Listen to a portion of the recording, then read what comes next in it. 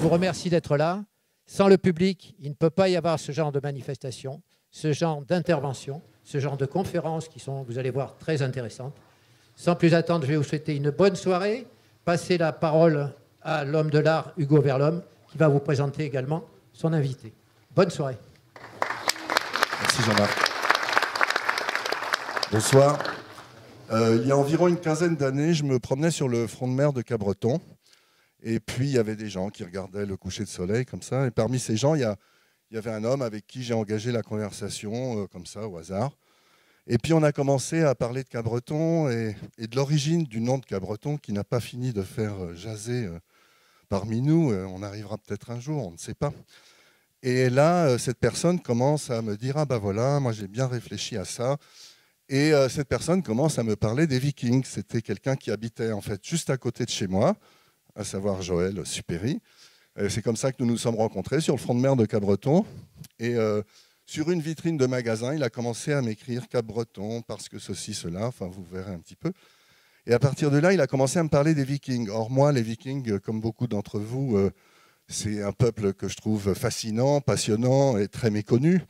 On a tous une espèce d'archétype du viking dans notre tête, le pillard assoiffé de feu qui traverse les mers sur son drakkar, etc. Et plus je parlais avec Joël, qui est à moitié gascon et danois d'ascendance, donc ceci expliquant cela, plus je parlais avec lui, plus je découvrais un monde viking que j'ignorais totalement, qui ne correspondait pas du tout aux idées préconçues qu'on a généralement. Et puis, on a eu des heures et des heures et des jours de discussion qui ont abouti finalement sur des livres. Et puis, au fur et à mesure, il a travaillé de plus en plus son sujet, un peu partout dans le monde, dans des musées, etc. Il est arrivé à vraiment affiner extrêmement sa réflexion. Et donc, ce que je voudrais ce soir, c'est que vous ayez l'esprit complètement ouvert, que vous ne partiez pas sur vos préjugés anciens de ce que vous pensez savoir de la région, de l'occupation des Vikings ici. Essayez juste d'écouter, de vous plonger dans cet univers-là. Après, vous vous ferez vos idées, vous pourrez poser des questions, intervenir, mais ayez une âme d'enfant, en quelque sorte, en écoutant Monsieur Joël Supéry.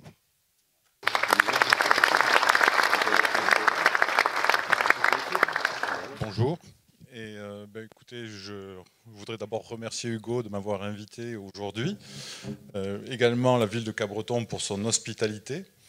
Et le casino qui nous reçoit, évidemment à vous tous qui êtes venus ici si nombreux pour m'écouter. Et donc les Vikings, tout le monde en a entendu parler, beaucoup moins en relation avec Cabreton.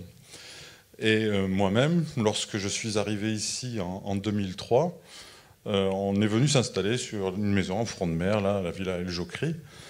Et au bout d'un quart d'heure que je visitais la maison, j'avais mon interlocuteur qui avait l'air de connaître un peu l'histoire. Je lui dis, mais ce nom, Cabreton, il vient d'où? C'est bizarre, une côte, un nom comme ça sur une côte sans cap ni breton. Et là, il me dit, ah, il y a 5-6 hypothèses, mais il n'y en a aucune qui soit vraiment convaincante. Et là, je lui demande, mais est-ce que ce pourrait être un nom d'origine scandinave?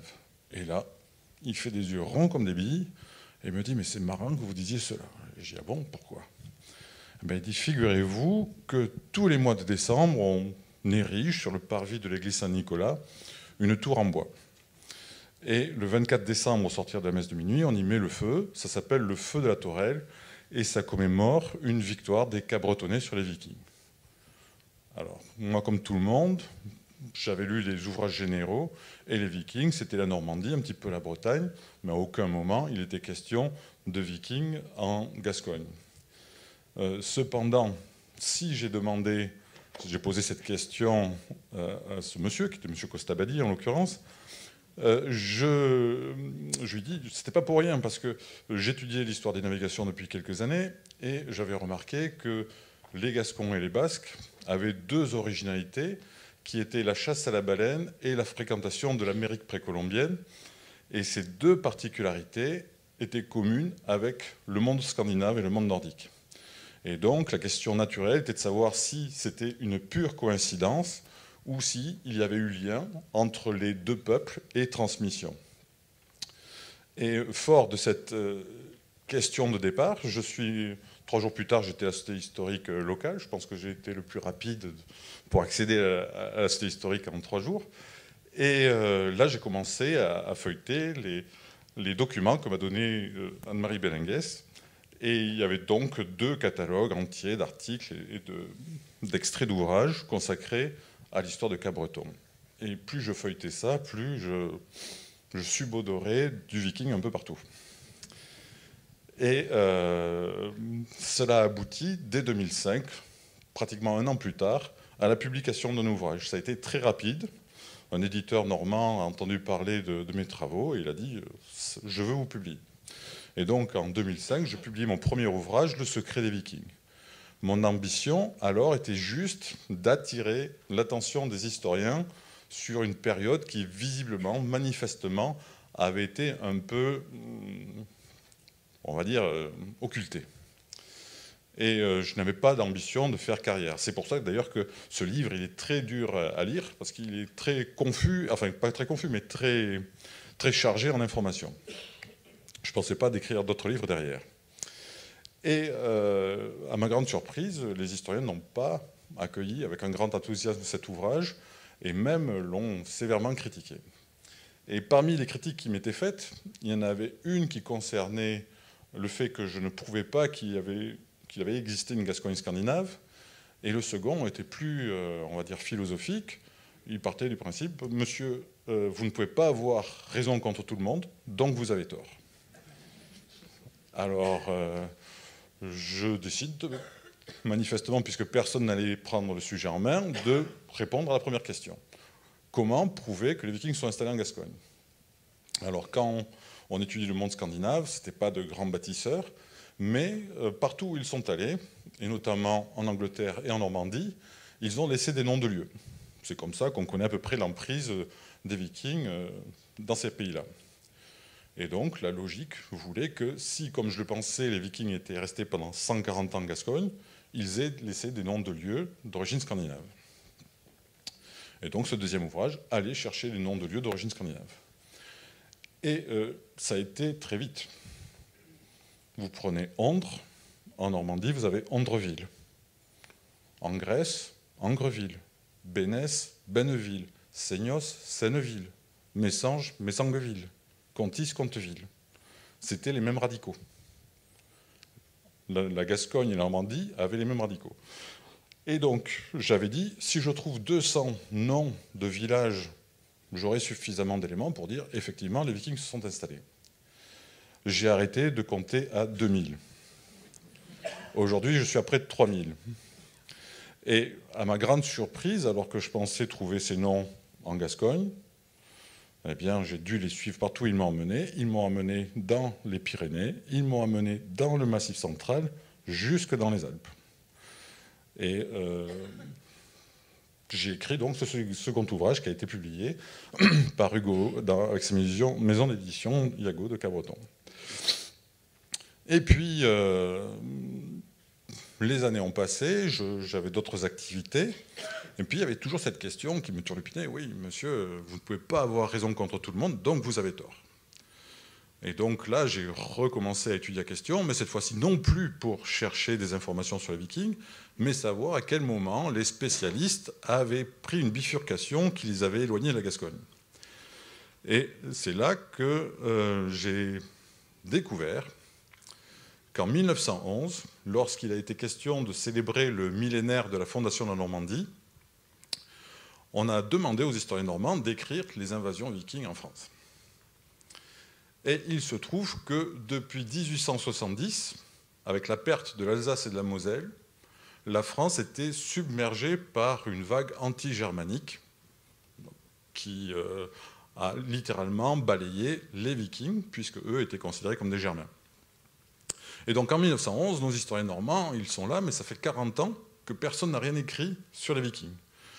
Ils vont se tourner vers Ferdinand Lotte, qui est le seul Français qui a vraiment étudié la question, et celui-ci va dire, ben non, je n'écris rien sur les Vikings, parce que, en fait, il y a un Allemand, Walter Vögel, qui a écrit un ouvrage remarquable sur les invasions vikings en France, et je m'incline, je n'écrirai pas ma version française. l'ouvrage de l'allemand, c'est, prenez des notes, Die Normannerne und das Fränkische Reich bis zur Gründung der Normandie. Je vous le dis en allemand parce qu'il n'a jamais été traduit en français. C'est une victime collatérale de Sedan, il n'a jamais été traduit en français ce livre. Nos normannistes étaient également germanistes et donc ils lisent cet ouvrage. Et dans cet ouvrage, Walter Vögel va faire une remarque qui va profondément marquer la recherche française. Il va faire le constat qu'en 843, Nantes est pris par des Westfaldingi. Alors les Westfaldingi, ce ne sont pas des Danois, ce sont des Norvégiens du Westfold. Le Westfold, il est là. Et donc, Walter Vögel va émettre l'idée que ces Danois, ces Norvégiens qui viennent attaquer Nantes, ne sont pas venus du Danemark, mais d'Irlande. Il va dire, on sait que les Danois vont ravager les pourtours de la mer du Nord et les pourtours de la Manche, mais dans le golfe de Gascogne, a priori, ce sont des Norvégiens qui seraient venus d'Irlande. Et il va émettre l'hypothèse qu'en France, on aura eu les Danois au nord de la Loire et au sud de la Loire, des Norvégiens. En 1911, nos historiens normands sont pressés. Ce qui les intéresse, ce sont les fondateurs de la Normandie. Et donc, ils vont dire, on va étudier ce qu'ont fait les Danois. En 1911, on étudie ce qui se passe au nord de la Loire. Et au sud de la Loire, ce n'est pas leur affaire.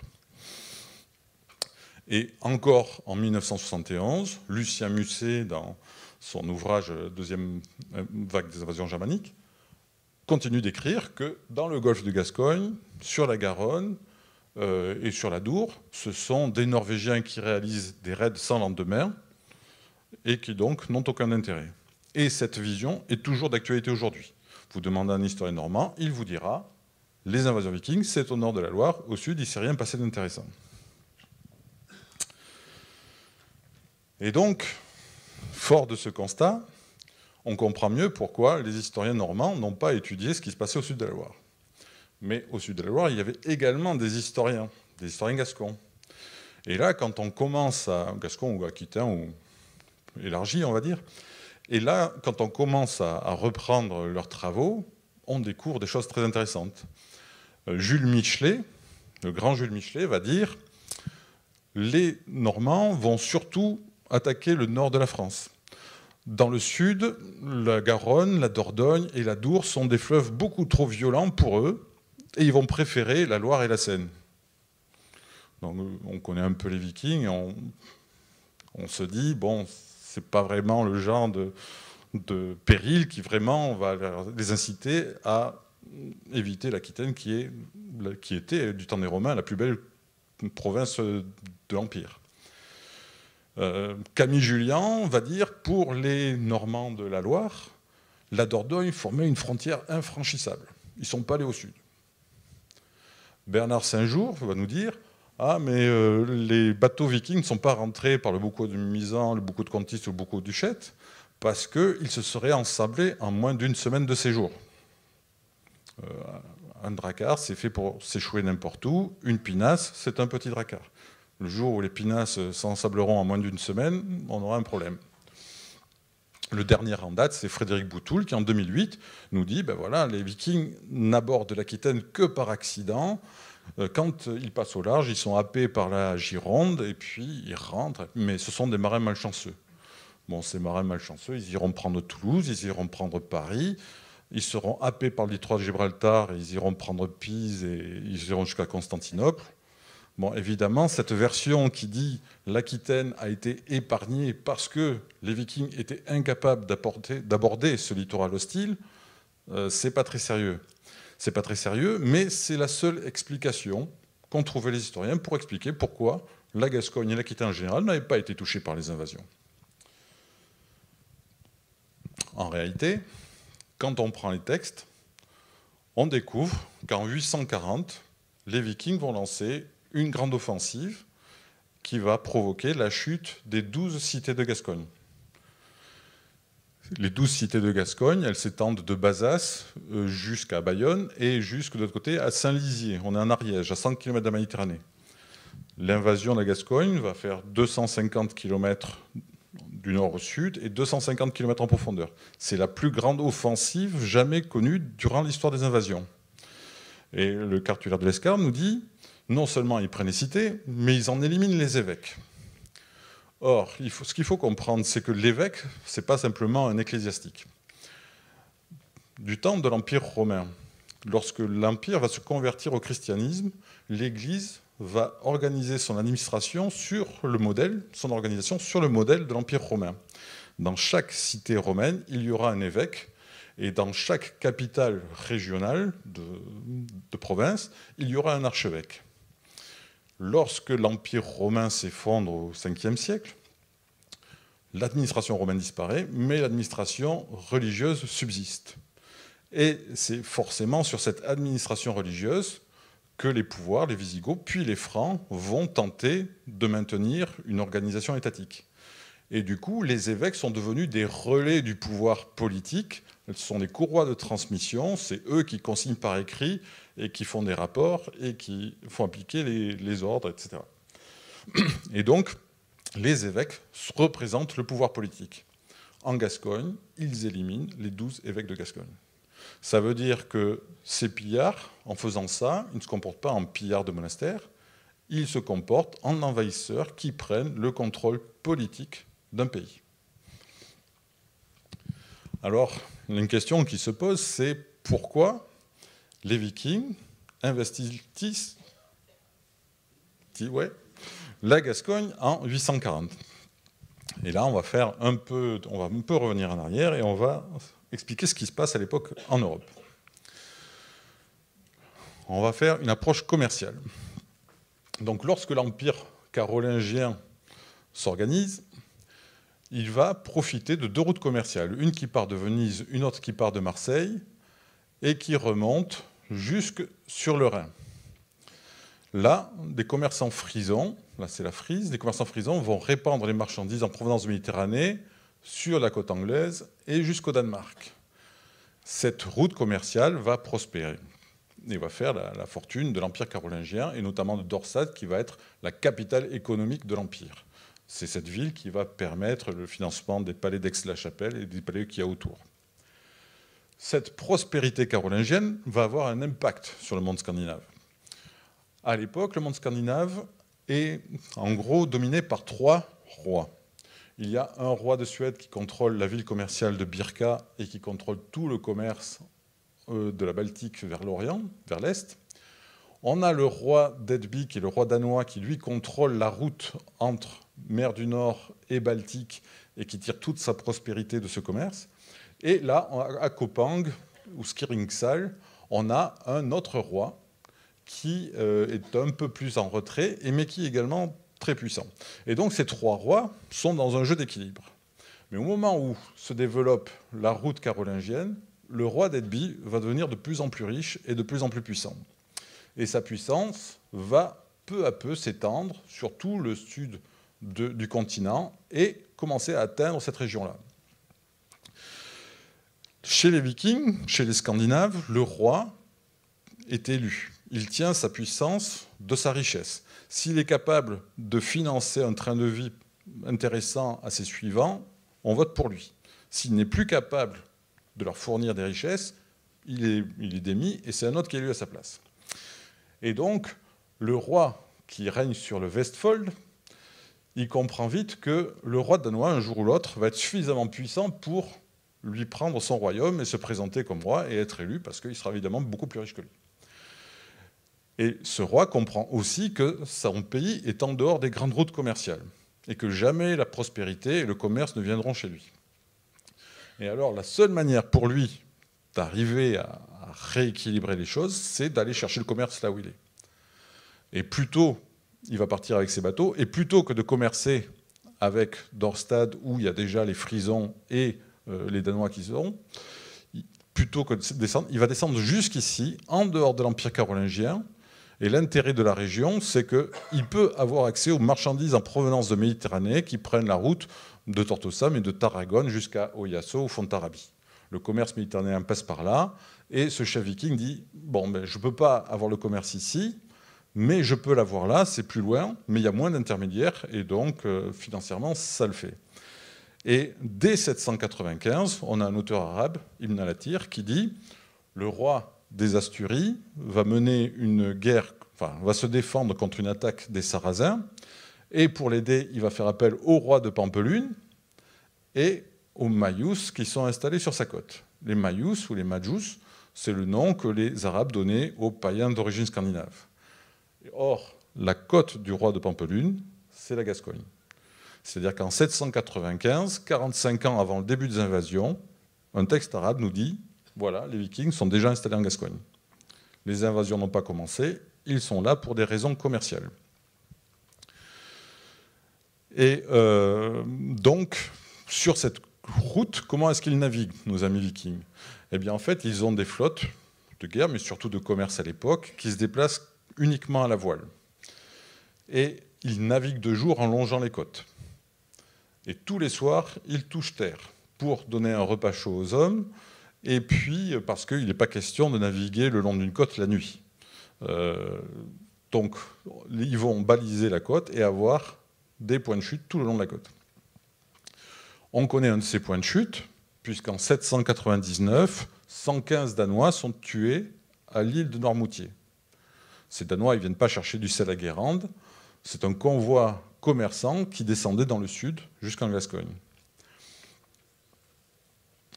Et sur cette route, donc, ils vont développer cette route commerciale norvégienne qui va venir doubler, si on veut, la route carolingienne qui fait la fortune des Danois.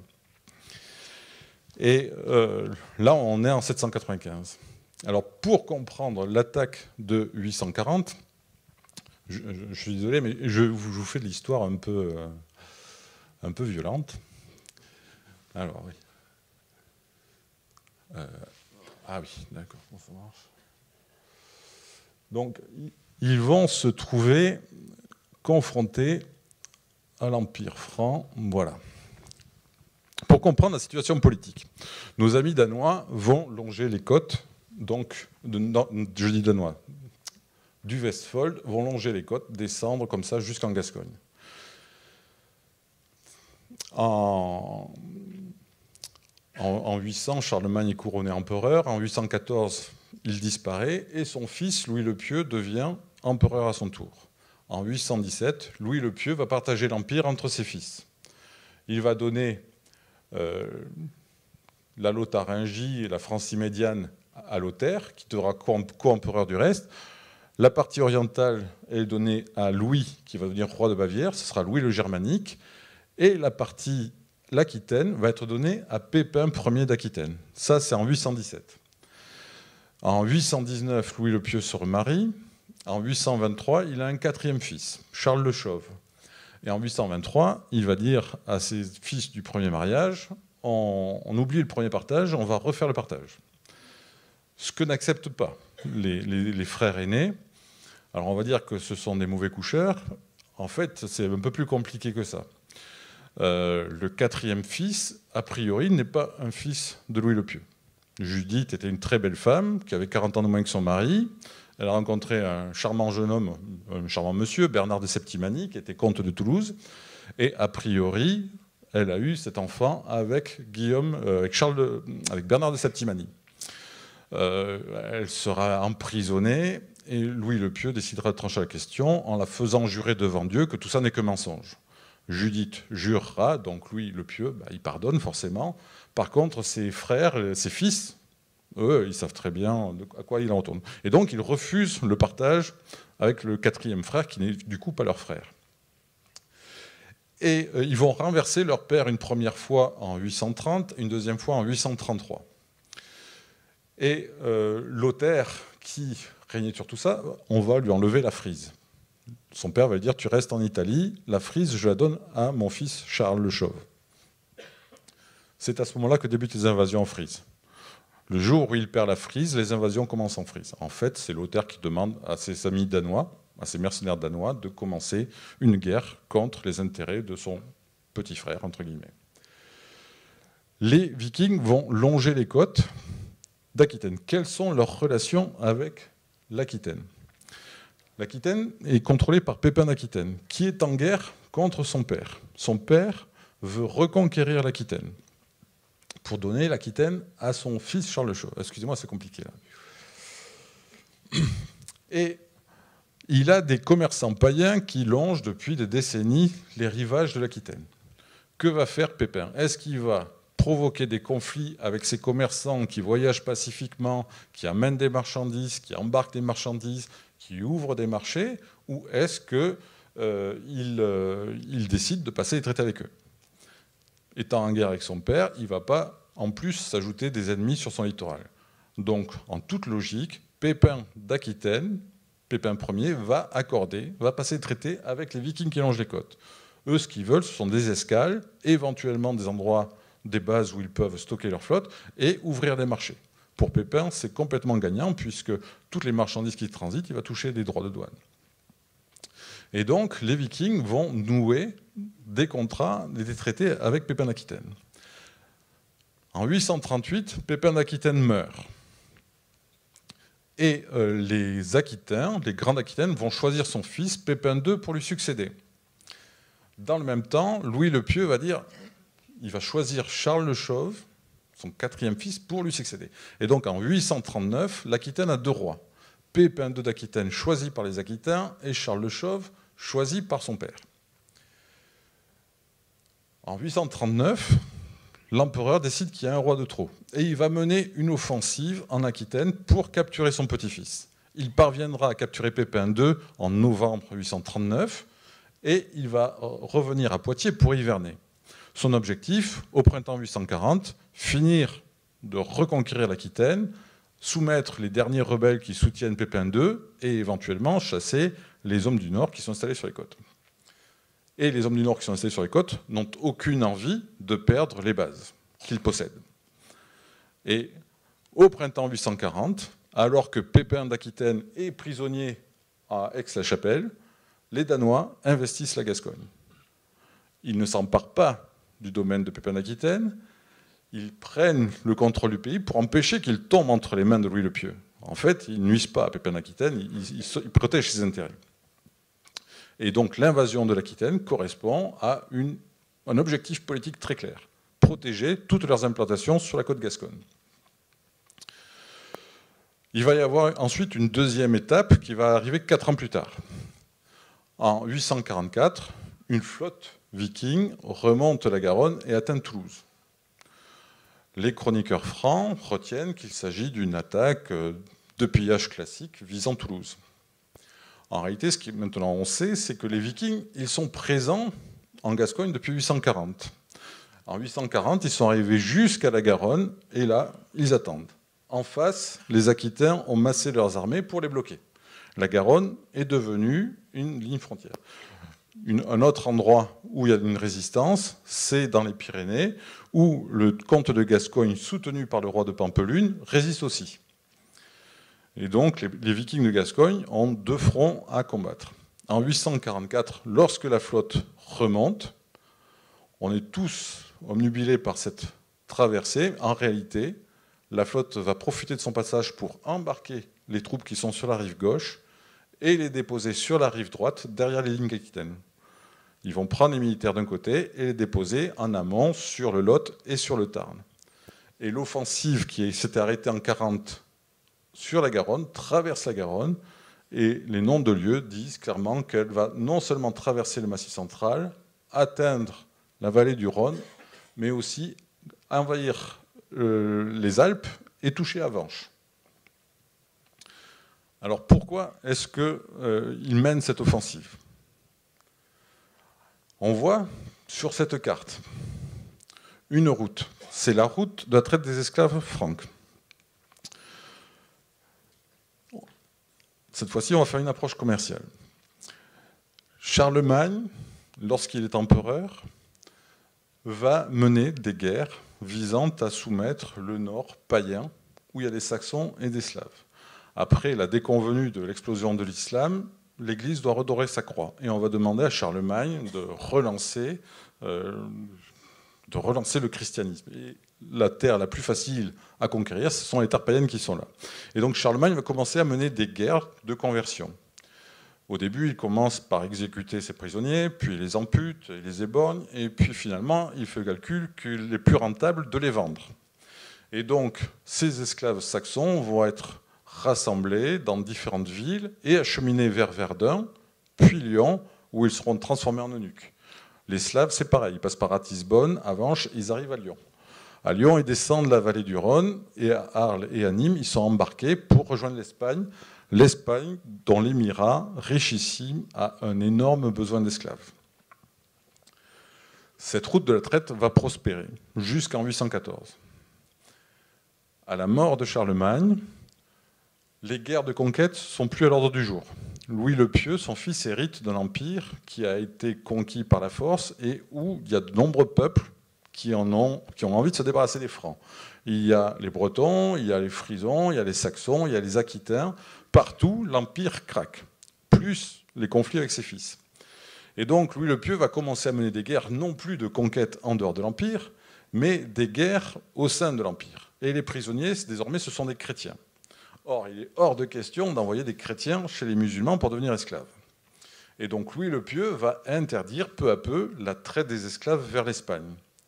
De la même manière, Charles le Chauve va poursuivre cette politique et peu à peu, tout ça s'arrête. Mais cette situation va provoquer un énorme problème à Cordoue. Ils ont vraiment besoin d'esclaves et là, ils sont au bord de l'asphyxie économique.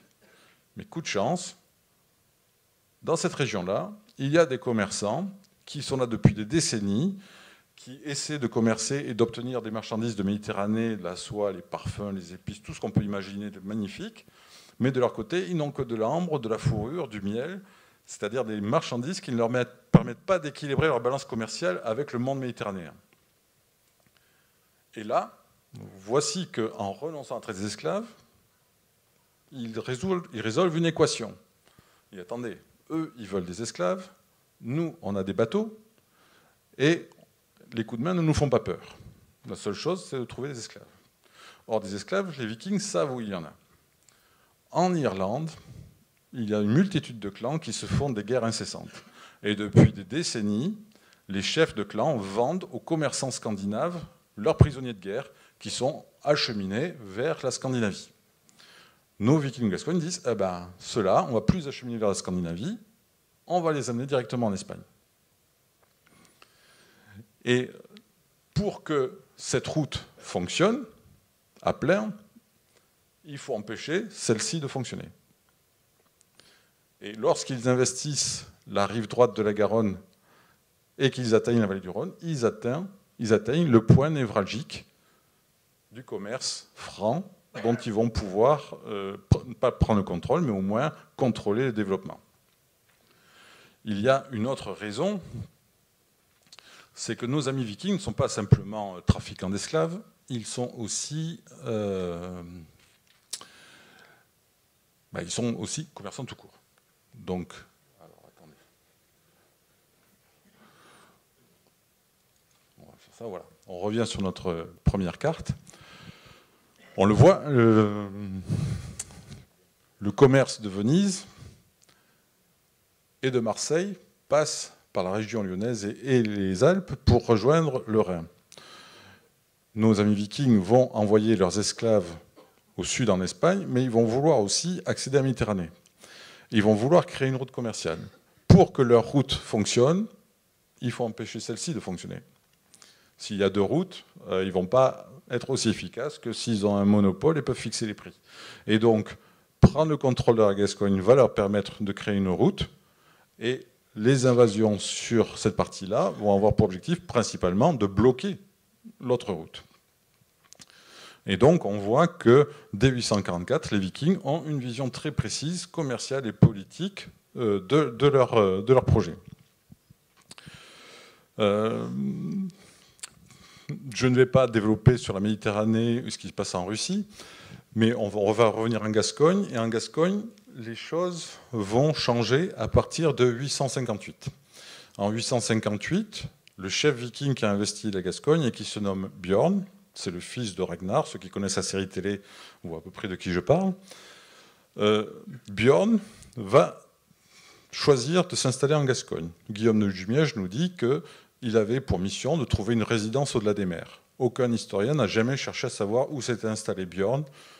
La réponse, elle est ici, dans la région commerciale la plus intéressante d'Europe. La plus intéressante, pourquoi? Parce qu'à Gibraltar, ils ne peuvent pas passer, parce qu'il y a l'émir de Cordoue qui bloque le détroit. Alors les flottes de guerre peuvent passer, parce qu'elles se déplacent à la rame, mais les flottes commerciales qui se déplacent à la voile sont trop exposées aux attaques sarrasines. Et donc, ne pouvant passer facilement par Gibraltar, ils vont décider de franchir et de rejoindre Méditerranée par l'isthme aquitain. Et en 858, Björn, le chef viking de Gascogne, se présente sur la Seine et va écraser Charles le Chauve.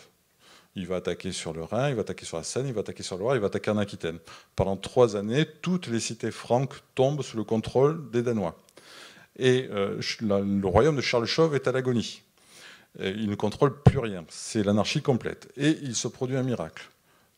Bernon, le duc des Normands de la Seine, vient voir Charles le Chauve à son palais de Verberie, à côté de Compiègne, et il fait sa soumission. Il est évident que quand un chef viking qui vient de vous laminer vient faire sa soumission, ça a un autre nom, ça s'appelle un traité de paix. Et les textes francs ne disent pas la contrepartie qu'obtient Björn ce jour-là. Et certains historiens disent qu'il a dû donner de l'argent. Mais inutile de dire que son royaume étant exsangue, il n'avait aucune rentrée d'argent, il dépensait beaucoup d'argent, il n'avait rien à donner à Björn. La seule chose qu'il a pu donner à Björn, c'est un pays. Un pays qu'il donne d'autant plus facilement qu'il ne le contrôle pas du tout, puisque c'est un pays qui est dominé par Pépin II, son rival.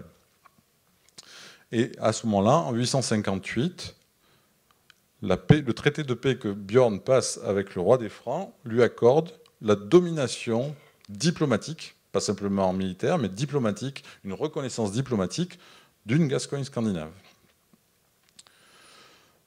Cette situation, Björn va, entre guillemets, surfer dessus. Il vient de battre le roi des Francs, et en 858, les Danois, les Vikings, vont à Pampelune, prennent Pampelune et capturent le roi de Pampelune. Et ils le gardent une année entière prisonnier. Pourquoi est-ce qu'ils font ça? Parce que le roi de Pampelune contrôle Ibaneta, le Somport et le Pourtalais, ce qui oblige les Vikings à traverser les Pyrénées par le Val d'Aran et le col de Bonaigua, la vallée de l'Ariège et la vallée de la Garonne. Mais évidemment, ça les arrangerait beaucoup d'avoir aussi les cols occidentaux. Or, le roi de Pampelune soutient le comte de Gascogne et l'empêche les Vikings de passer. Donc, ils vont capturer le roi de Pampelune et le garder une année entière prisonnier. Et pendant cette période, ils ont tout le temps de lui expliquer la situation. Nous sommes voisins, on va rester pour un certain temps, le roi de France vient nous accorder le pays, on peut continuer à faire la guerre et ça n'en finira jamais, ou on fait la paix, et la route commerciale qui passe par Pampelune, on te la réceptionne à Bayonne, et tout le monde gagne de l'argent. Le roi de Pampelune a vite fait son calcul, et dès qu'il est libéré de prison, il va changer complètement de politique. Alors, je suis conscient que là, on a beaucoup d'entités politiques et que c'est très compliqué à comprendre, mais bon. Le roi de Pampelune était allié avec l'émir de Saragosse. Et les Vikings vont lui demander d'arrêter son alliance avec l'émir de Saragosse et de s'allier avec leur copain, le roi des Asturies. Cette union entre Pampelune et les Asturies, les historiens espagnols considèrent que c'est le début de la Reconquista. C'est-à-dire qu'à partir de ce moment-là, les deux royaumes vont commencer à avancer vers le sud et reconquérir les terres sarrasines.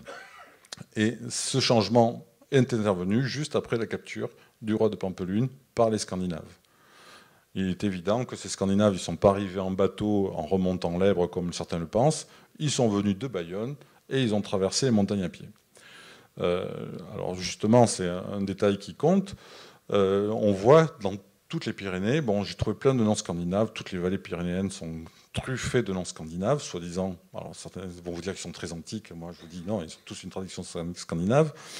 Et cette présence signifie une chose, c'est que les Scandinaves qui sont là, ce sont des montagnards. Ce ne sont pas des Danois, tout ça ce sont des plaines, la plus haute montagne du Danemark elle fait 173 mètres, ce ne sont pas des Danois qui sont là, ce sont des Norvégiens, des montagnards.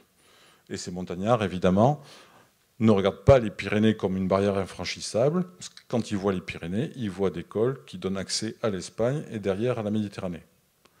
Et donc, pour eux, lorsque vous demandez à un historien, ils vous diront toujours « Ah, mais ce sont des peuples primitifs qui se replient dans les montagnes, qui sont des zones pauvres et qui n'intéressent personne. » Mais les Vikings, ils ne regardent pas les Pyrénées comme des agriculteurs, ils les regardent comme des commerçants. Et ce qui va les intéresser, ce sont l'école et le commerce que ça représente.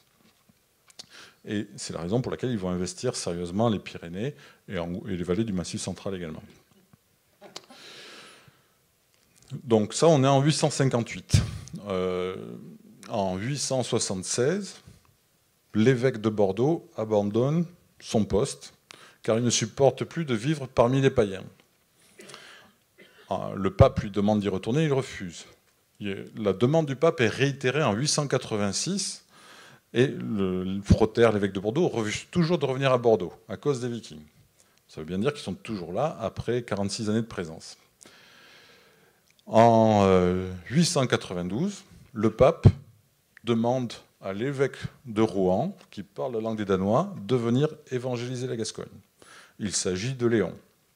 Léon qui sera martyrisé à Bayonne. Et ce qui est intéressant, c'est que la légende de Bayonne, de Léon, nous dit que quand il arrive, il va convertir massivement les gens de la région et que ces conversions massives vont déranger les chefs qui sont païens, et ce sont les chefs païens qui vont exécuter Léon. Vous êtes à peu près d'accord sur cette interprétation ? Et en fait, ce qu'il faut savoir avec le monde scandinave, c'est que il fonctionne en assemblée. C'est-à-dire que toutes les décisions sont votées. Si l'assemblée décide de se convertir, tout le monde, à la majorité, tout le monde se convertit. Si la majorité décide qu'il n'y a pas de conversion, personne ne se convertit. Or là, la légende nous dit que les prêches de Léon amènent beaucoup de conversions. Ça veut dire que l'assemblée des Vikings de Gascogne a voté pour la conversion et qu'ils sont prêts à devenir chrétiens. Et c'est leur intérêt. En devenant chrétiens, ils ont déjà eu une reconnaissance diplomatique, là ils auront une reconnaissance religieuse, ils deviennent une minorité chrétienne protégée par Rome, puisque Léon est le légat du pape, et donc ils ont tout à gagner à la conversion. Par contre, il y en a un qui n'a rien à gagner à la conversion des Scandinaves, c'est le comte de Gascogne. Le jour où les Scandinaves sont convertis au christianisme, il ne pourra plus présenter sa guerre de reconquête comme une croisade contre des païens. Ça deviendra une guerre d'agression contre une minorité chrétienne protégée par le pape. Il n'aura plus aucune légitimité pour reconquérir la Gascogne. Et donc, pour savoir qui a assassiné Léon, il faut poser la question à qui profite le crime. Et le crime profite clairement au comte de Gascogne. Et ce n'est pas une hypothèse en l'air, puisqu'on sait qu'il va y avoir de très forts conflits entre les comtes de Gascogne et la papauté, et que le comte de Gascogne va créer sa propre église, avec ses propres évêques, ses propres abbés, qui n'ont pas d'évêché ni d'abbaye, puisqu'ils sont en phase de reconquête, mais il a déjà tout prévu. Et en fait, le comte de Gascogne court-circuite complètement la papauté après 892. Et donc, il y a un conflit ouvert, et il est vraisemblable que le pape a bien compris que c'était le comte de Gascogne qui avait demandé l'exécution de Léon. Dans les années 930, Bertrand Compagne, c'est le seul à en parler, mais il évoque une remontée de l'Adour par des Vikings, et il pense à un raid. En réalité, il y a tout lieu de penser que ces Vikings qui remontent l'Adour, c'est une nouvelle vague de colons, et ils viendraient a priori de Saintonge, puisqu'en Saintonge, ils sont chassés de l'île d'Oléron en 928. Une partie a dû remonter vers la Bretagne, qui était en phase de guerre de conquête. Les Vikings étaient en train d'essayer de fonder un royaume en Bretagne dans les années 930. Une autre partie a dû venir descendre en Gascogne. La Gascogne scandinave va prospérer avec ses routes commerciales. La traite va se poursuivre. Mais à partir des années 950, les choses se gâtent. Le calife de Cordoue, puisque l'émirat est devenu un califat, va positionner une flotte à l'embouchure de l'Èbre. Et apparemment, cette flotte va perturber la route qui permettait d'accéder à la Méditerranée. Et à partir des années 930 et jusqu'aux années 980, les historiens constatent, c'est marrant, il n'y a plus aucune attaque dans le nord de l'Europe. Pendant 50 ans, ça s'arrête. Mais si on regarde au sud, on se rend compte que toutes les attaques ont lieu autour de l'Espagne et que les Vikings essaient désespérément de contourner l'Espagne et de rentrer. Ça veut dire une chose, ça veut dire que ceux qui ont ordonné cette attaque ont le pouvoir sur les Vikings dans toute l'Europe. Ça veut dire que ceux qui ont intérêt à cela, c'est les Danois de Gascogne, et que ce sont eux qui ont la haute main sur toutes les flottes qui ravagent l'Angleterre, la mer du Nord, la Manche, et c'est eux qui décident, maintenant, c'est l'Espagne. Donc ça veut bien dire qu'il y avait une entité politique très forte scandinave en Gascogne. L'autre raison qui va faire que la situation va très vite se détériorer pour les Vikings de Gascogne, c'est en 956, le roi des Asturies, par le jeu des alliances, va devenir roi de Galice. Or, la Galice, c'est le pays de Saint-Jacques-de-Compostelle. Et l'évêque de Saint-Jacques-de-Compostelle n'a aucune envie de voir le roi des Asturies devenir roi de Galice. Car le roi des Asturies est un allié notoire des païens et des Scandinaves. Et c'est inimaginable pour l'évêque de Saint-Jacques-de-Compostelle d'avoir un roi allié des païens et d'imaginer des païens se baladant à Saint-Jacques-de-Compostelle. Et en 966, le roi de Galice est assassiné par le comte Menendez sur ordre, a priori, de Cisnando, l'évêque de Saint-Jacques-de-Compostelle. Or, les Vikings, il y a un truc qui est plus fort qu'eux, c'est le devoir de vengeance. Alors, quand vous perdez un chef au combat, bon, c'est pas de chance, mais quand votre ami et chef est assassiné, là, il n'y a pas à tortiller, il faut le venger. Et en 928, on a une flotte de 100 navires qui débarquent en Galice, avec 8000 hommes, et qui ravagent la Galice. Et qui finit par assassiner, exécuter Cisnando, l'évêque de Saint-Jacques-de-Compostelle. Et cette exécution va sceller le sort de la Gascogne. Pour une raison toute simple, c'est que pendant des décennies, les Danois ont dit « Nous, on veut se convertir au christianisme, on veut devenir chrétien ». Le comte de Gascogne, de son côté, il dit « Non, non, c'est des fausses conversions, ils resteront toujours des païens, ils se convertissent pour vous faire plaisir, mais ce n'est pas une conversion honnête, on va dire ». Et le jour où ils assassinent Cisnando, le comte dit « Je vous l'avais dit, des vrais chrétiens n'auraient jamais assassiné l'évêque de Saint-Jacques-de-Compostelle. C'est toujours des païens. » Et 3 ans plus tard, le comte de Gascogne se marie avec la reine de Navarre, et la reine de Navarre va soutenir son mari et ses droits sur la Gascogne. C'est-à-dire qu'en l'espace de 2-3 années, la Navarre, qui était un allié historique des Vikings, devient un ennemi acharné. Et ce basculement d'alliance va sûrement prendre de court les Vikings de Gascogne, qui ont toutes leurs forces déployées sur la côte espagnole. Et lorsque les Navarrais et les Gascons descendent dans la vallée pour venir déloger les Danois, ils vont venir jusqu'à Thalès. Et à Thalès, il va y avoir l'affrontement. Alors pourquoi est-ce qu'ils viennent jusqu'à Thalès? Tout simplement parce que les Danois ont leur chef-lieu militaire à Castets. À Castets, ils contrôlent les 2 voies romaines qui remontent par la côte et par les terres jusqu'à Bordeaux. Et donc c'était un point fort. Ils avaient décidé, les Gascons, de les attaquer là. Les Danois vont les affronter et c'est un carnage effroyable. C'est un carnage effroyable. Certains historiens vous disent c'est sûrement un raid repoussé. La façon dont les textes nous décrivent cette bataille, et surtout l'apparition de Saint-Sever sur son cheval blanc aux côtés du roi, du comte de Gascogne, montre très bien qu'on est dans une symbolique de reconquista, comme c'était le cas en Espagne. Cette fois-ci, c'est sur les païens. Et si vous lisez bien le texte, vous vous rendez compte que cette bataille met fin à une domination qui a duré longtemps, et ce n'est pas simplement un raid repoussé.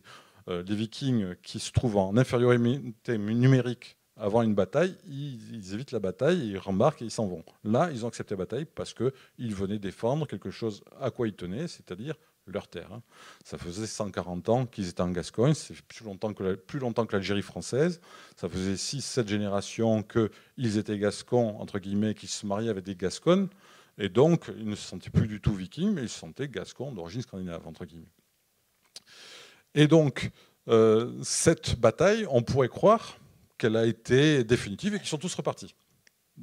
Non, ils ne sont pas repartis, ils sont restés.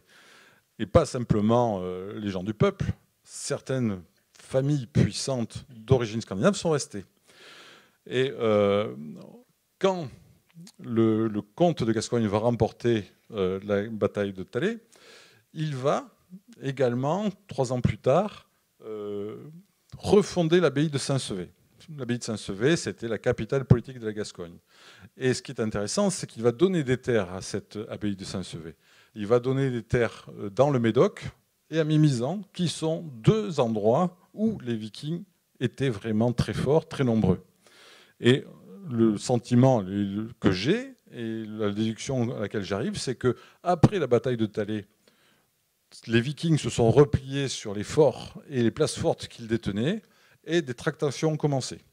Et ils ont dit « Ok, on fait la paix, mais on ne veut pas être vos vassaux, ni vos esclaves, ni quoi que ce soit. » Et l'arrangement a consisté à dire « Eh bien, écoutez, on vous rattache à l'abbaye de Saint-Sevé, et l'abbaye de Saint-Sevé, on la rattache à Rome. Comme ça, vous n'êtes pas du tout dans la dépendance. » Pour des chefs scandinaves, c'était un deal acceptable.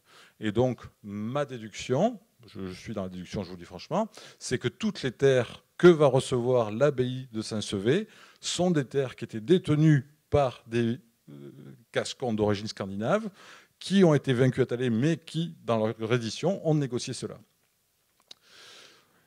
À l'issue de la bataille et de la libération entre guillemets de la Gascogne, le comte de Gascogne va prendre possession de la capitale économique du pays, qui est Bayonne. Bayonne a remplacé Fontarrabie comme terminus de la route méditerranéenne. Ce changement est intervenu pendant la période viking. Il reprend Bayonne, mais il va demander à les armateurs scandinaves et les commerçants scandinaves, ce sont quasiment les seuls qui sont partis. Pour eux, ce n'était pas un problème. Ils avaient des bateaux, ils avaient des relais, des comptoirs dans toute l'Europe. Ils sont envahis en Gascogne, ils prennent leur bateau, ils vont s'installer à Nantes, à Londres ou n'importe où. Ce n'est pas un problème pour eux. Les paysans, eux, sont restés, et puis certains seigneurs aussi. Mais donc, le comte de Gascogne va récupérer Bayonne. Mais les Scandinaves, les commerçants partent. Et certes, sa domination va être sur Bayonne, mais pas sur Cabreton. Et c'est là où on en vient un peu à la rivalité Bayonne-Cabreton. C'est que Bayonne devient une ville gasconne, alors que Cabreton reste largement, excusez-moi de vous le dire, mais une ville scandinave, avec des chasseurs de baleines, des activités commerciales, et probablement des commerçants bayonnais qui préfèrent venir à Cabreton, qui échappe à la domination du comte de Gascogne, et qui préfèrent faire du commerce ici. Et évidemment, ce transfert économique vers Cabreton va empêcher Bayonne de s'épanouir. Et donc, tout l'objectif de Bayonne sera d'empêcher que Cabreton prospère trop et empêche Bayonne de se développer. Et toutes les interdictions qui suivront dans les siècles suivants et qui visent à empêcher Cabreton de se développer en faveur de Bayonne pourraient trouver là l'origine. Donc, on a ici Bayonne. Donc, je vous ai expliqué la fin des invasions vikings en Gascogne. Je n'ai pas l'impression d'avoir respecté du tout ma démonstration. Qu'est-ce que j'ai oublié? J'ai oublié des choses, hein, ça je vous le dis. Alors, on va faire une petite pause. Là, je regarde mes notes. Donc, oui, ça repose aussi pour vous. Hein. L'installation sainte. Donc, effectivement, on refonde l'abbaye de Saint-Sevé. Et maintenant, qu'est-ce qu'ils ont laissé les Vikings après cette période de 140 années de présence? Les Vikings, a priori, ne construisaient pas grand-chose, ils n'écrivaient rien, et donc un historien va vous dire que les Vikings ne laissent rien. Mais c'est normal, un historien, il travaille à partir des textes. Un archéologue vous dira autre chose, et un ethnologue éventuellement autre chose. Pour ma part, sans être un grand spécialiste, j'ai remarqué que les Vikings qui n'écrivaient pas étaient de bons juristes, de bons marins, de bons politiques. Les bons marins, qu'est-ce qu'ils nous ont laissé ? Eh bien, ils nous ont laissé la chasse à la baleine. La chasse à la baleine pratiquée par les Gaïla Punt ou les Agotak de Biarritz était pratiquée par des hommes qui avaient un vocabulaire et des techniques de chasse scandinaves. Ils étaient régulièrement décrits comme étant des Visigoths, blonds aux yeux bleus, etc., sans peur. Bon. Donc la chasse à la baleine, a priori, est une activité purement scandinave. La raison qui me fait dire aussi que ce sont les Vikings qui ont développé la chasse à la baleine et que ce n'est pas uniquement des Basques qui ont lancé le truc, c'est qu'il y a quelque chose qu'il faut bien comprendre avec la chasse à la baleine, c'est que si vous tuez une baleine et que vous vous retrouvez avec 10 tonnes d'huile, il faut pouvoir revendre cette huile. Si vous tuez 10 baleines, vous avez 100 tonnes d'huile. Il faut pouvoir revendre cette huile. Pour pouvoir revendre cette huile, il faut avoir des moyens de transport et une logistique. Il faut avoir un réseau de distribution. Or, les Basques, lorsqu'ils vont chasser la baleine, à d'autres époques, à aucun moment, ils n'ont eu les moyens d'avoir une logistique permettant de distribuer l'huile de baleine. Or, les Vikings vont avoir cette logistique avec leurs bateaux et surtout, ils vont avoir des clients. Qui vont être les principaux clients qui vont acheter l'huile de baleine? Ça va être les monastères et les abbayes. Et là, on vient à une question très délicate concernant les relations des Vikings avec l'Église. On nous présente toujours les Vikings comme des pillards de monastères. En fait, quand vous faites l'inventaire, il n'y en a pas tant que ça qui ont été pillés. Et puis, ils n'ont pas tous été méthodiquement pillés. Par exemple, l'abbaye de Landévennec, à côté de Brest, elle va être pillée en 913. Or, on sait que dès 795, ils sont en Gascogne. Ça veut dire que pendant 120 ans, ils sont passés devant l'abbaye sans la piller. Pour des pillards de monastères, il ne faut pas preuve de beaucoup de motivation. En réalité, ce dont on se rend compte, c'est qu'à chaque fois qu'ils pillent une abbaye ou un monastère, il y a derrière une dimension politique. Il y a une raison politique. Il y a une punition ou il y a le besoin d'entraver quelque chose. Mais en réalité, pour les Vikings, les monastères et les abbayes de France sont des unités de production à forte valeur économique. Ils peuvent vendre l'huile de baleine, de l'encre, du parchemin aux abbayes qu'ils achètent, et les abbayes elles-mêmes, de leur côté, produisent des tissus, produisent des choses de cuir, des ceintures, tout ce qu'on veut, du vin. Et les Vikings sont des commerçants, et leur intérêt n'est pas de ruiner une abbaye avec qui ils peuvent commercer, mais au contraire de la préserver. Autre chose, lorsque les Francs investissent la Gascogne, ils vont arracher les vignes, ils vont brûler Saint-Sevé. Lorsque les Vikings arrivent, ils ne détruisent pas les vignes. Pour eux, il est plus intéressant d'avoir un pays prospère qui produit du vin qu'on peut vendre plutôt qu'un pays ruiné. Et par contre, ils vont détruire les vignes dans la vallée de Seine. Parce qu'ils n'ont aucune ambition économique sur la vallée de Seine. Et au contraire, plus ils détruisent le vin de la vallée de Seine, plus ils vendront leur vin de Gascogne. Donc, quand on présente le Viking comme un pillard de monastère qui ne réfléchit pas, non. Mon originalité par rapport aux autres chercheurs, c'est que j'analyse ça avec une dimension commerciale. Ce sont des commerçants qui ont lancé les invasions et qui, même, on vous dit, ce sont des pillards de monastères. Si vous regardez les textes, dès le début des invasions, oui, ils vont prendre Lindisfarne, Jarrow, etc., quelques monastères en Angleterre, mais à partir de 833, ils vont prendre Dorstad, qui est la principale ville sur le Rhin. Après, en 1935, ils prennent Wittla sur la Meuse, Anvers sur l'Escaut.